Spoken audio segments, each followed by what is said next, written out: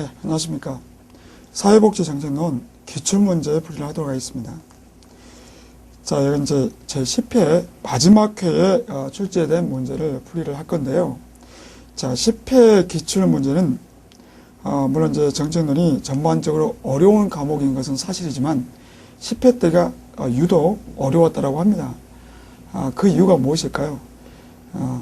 이제 그 1회부터 꾸준하게 기출문제를 분석을 해보니까 10회 때의 특징이 있었습니다. 이유는 뭐냐? 일단은 계산 문제가 두 문제가 있었습니다. 계산 문제가 나오는 경향성은 사실은 그 최근 들어서 나타나는 경향이죠.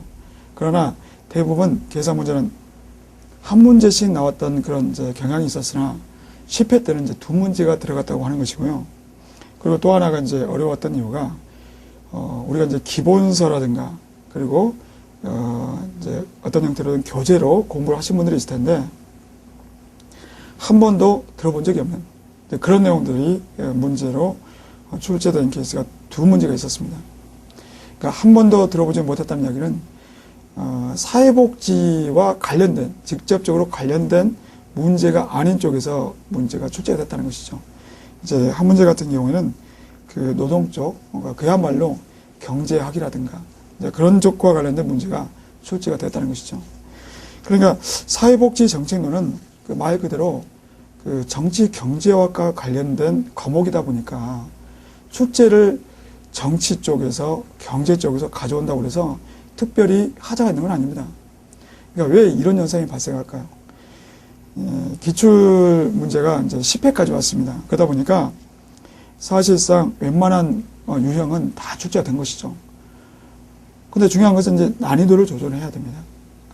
합격자와 불합격자. 그 기준은 열심히 한 사람과 열심히 하지 않은 사람. 구분해야 되는데 이제 웬만큼 평준화가 되다 보니까 난이도가 갈수록 높아질 수밖에 없는 것입니다. 이제 그 난이도를 높일 수 있는 방법 중에 하나가 바로 계산 문제가 출제가 된다는 것이고 또 하나는 바로 이제 사회복지의 이제 정통적인 영역 그 위에서 문제가 나온다고 하는 것입니다. 자, 그렇다면 우리가 이제 어떻게 여기 대해서 대비를 해야 될까요? 예. 참 안타까운 이야기지만 그 사회복지 정책에서 우리가 이제 교재에서 공부하진 않은 내용은 사실상 맞추기가 어렵습니다. 그러니까 정말 듣도 보도 못한 내용이다. 그러면 미안한 이야기지만 과감하게 건너뛰는 것도 하나의 방법이 될 수가 있습니다.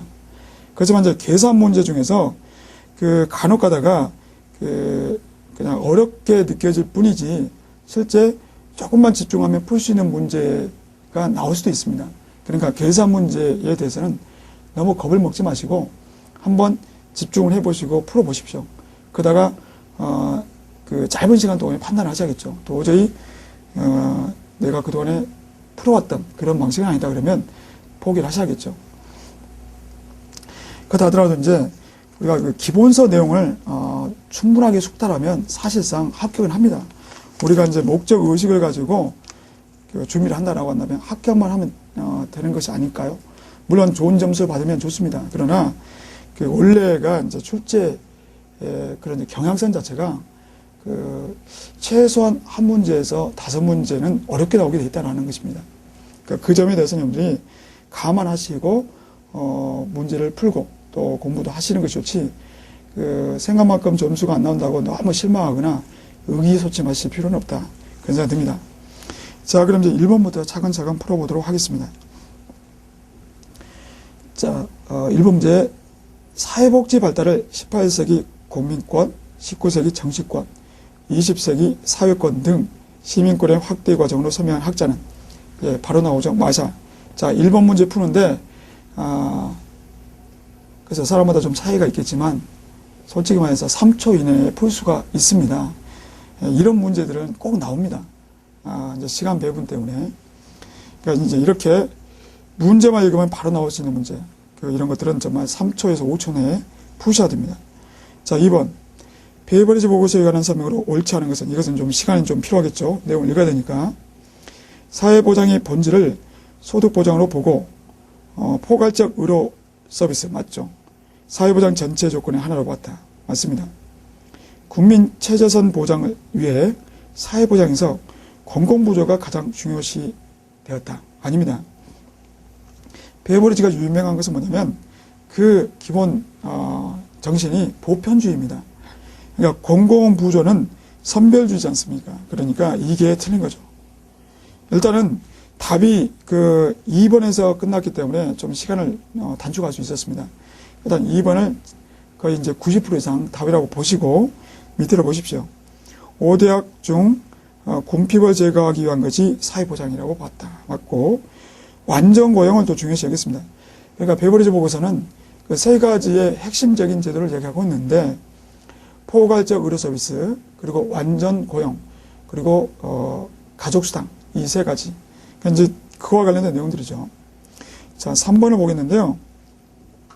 1997년 외환위기 이후에 한국사회복지제도 변화에 해당하지 않는 것은, 자, 3번과 같은 문제는 사실 그 출제자가 고민하지 않고서도 출제될 수 있는 그런 유형인데, 글쎄요, 이제 그래서 그런지 몰라도 썩 그렇게 질적으로 좋아 보이지는 않습니다. 그러니까 연대기적인 문제인데, 한 가지만 말씀드리자면, 그 모든 경향성이 그래도 어쨌거나 우리나라와 관련되는 것이 핵심이기 때문에 연대기와 관련된 문제들은 외국의 연대보다는 우리나라 연대와 관련된 문제가 주로 나옵니다. 그러니까 연대기와 관련돼서 꼭 기억을 해야 된다 그러면 우리나라 것은 분명히 알고 계셔야 됩니다. 자, 97년 그 이후입니다. 국민기초생활보장법 제정이 된 것은 1999년. 그리고 여기서 또 중요한 부분인데요. 그 제도가 그 제정이 되고 또 시행이 되고 이 해가 약간 틀립니다. 거의 대부분은 제정이 되고 나서 그 바로 다음 해에 시행이 되는 경향이 있죠. 자, 국민기초생활보장법은 이제 1999년도에 제정되었고 노인장기 요양보험제도는 2008년도부터 시행이 되었습니다. 그렇다면 제정은 언제겠습니까? 2007년도죠. 국민건강보험법 제정은 1999년.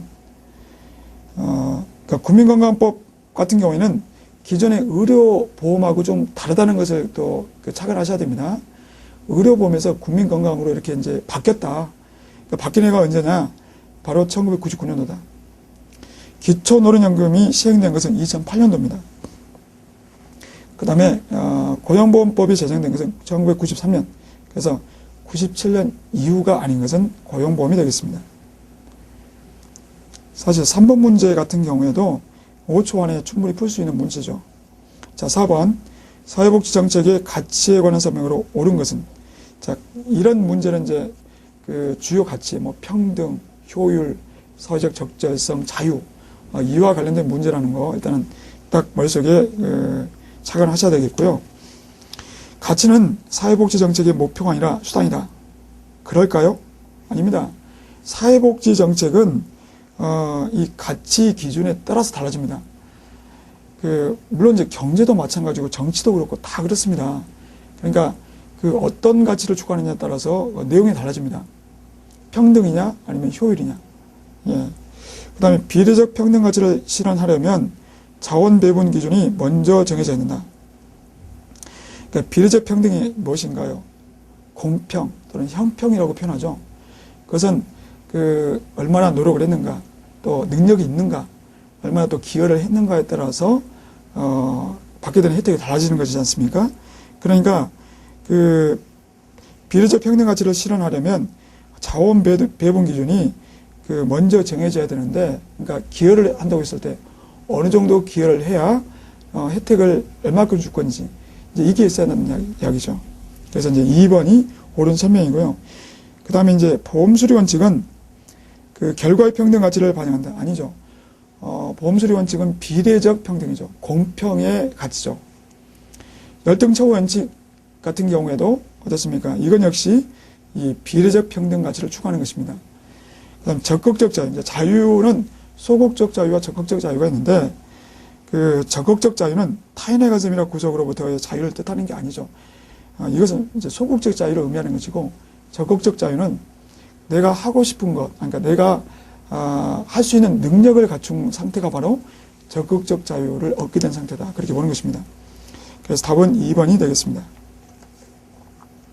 자, 5번 정책 결정 이론에 관한 설명으로 옳은 것은, 자, 최적 모형은 뭡니까? 최적 모형은 어떤 합리성이라든가 이런 차원이 아니고 초합리적인 그런 요소까지를 포함을 시키는 것이죠.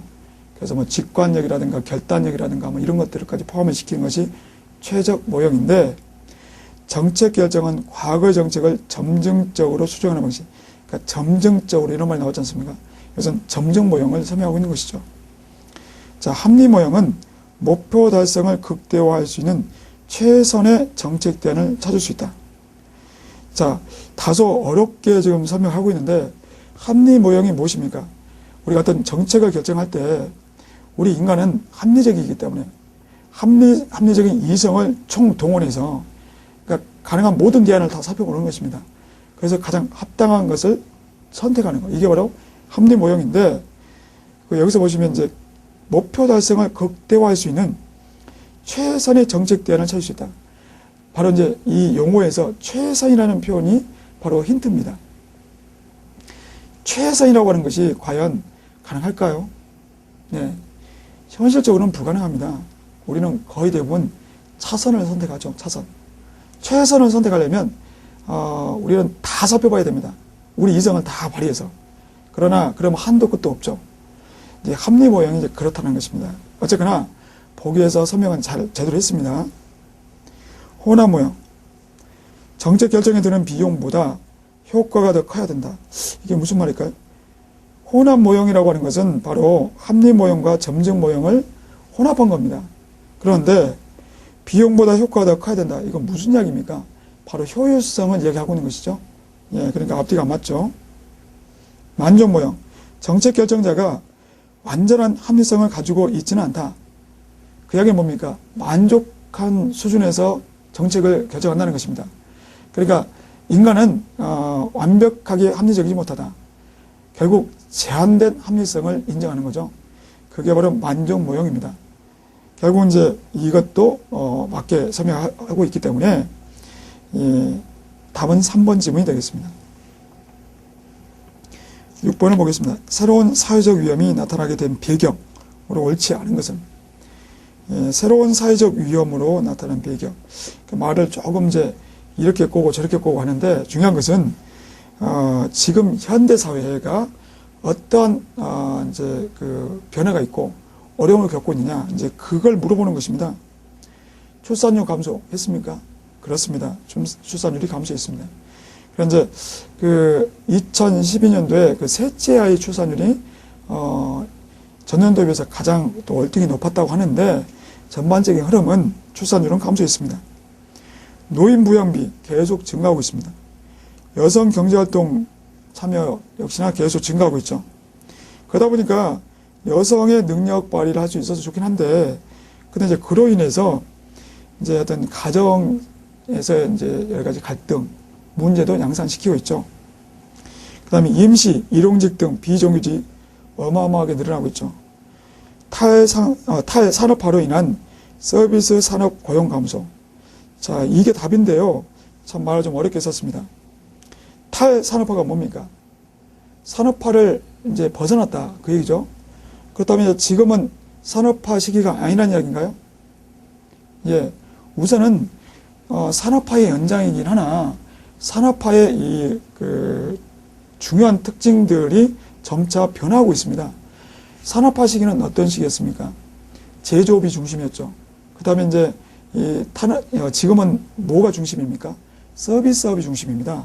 서비스업이 중심이고, 그리고 이제 산업화 시기에는, 소품종 대량 생산이었습니다. 지금 어떻습니까? 다품종 소량 생산이죠. 그러니까 이제 이게 바뀌었죠. 그래서 이 탈산업화로 인한 서비스 산업이 어때요? 일단 늘어났습니다. 서비스 산업, 그러니까 공장이 늘어났으면, 그 회사가 늘어났으면 당연히 일처리도 늘어났겠죠. 근데 여기서 보시면 고용이 감소했다고 그랬습니다. 그래서 이게 이제 잘못된 것입니다.